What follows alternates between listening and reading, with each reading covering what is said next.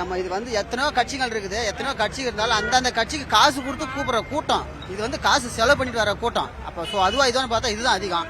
அது மற்ற கட்சிக்காரங்களாம் பார்த்தா காசு கொடுத்து வா வான்னு கூப்பிடுவாங்க. இந்த கட்சிக்கெல்லாம் வந்து அப்படி கிடையாது. நம்ம காசு செலவு பண்ணிட்டு வந்து எவ்வளோதான் வேலை இருந்தாலும் ஒதுக்கிட்டு வச்சுட்டு வரோம். நமக்கு வந்து இவரை வந்துலாம் மிஸ் பண்ணிட்டோம். இவரெல்லாம் இருந்திருந்தா யார் யார் எங்கெங்கே வைக்கணுமோ அப்படி வச்சிருப்பாரு கேப்டன். யாருக்கும் எதுக்கும் பயப்பட மாட்டார். கடவுளே எதிர்க்கக்கூடிய சக்தி இவர்.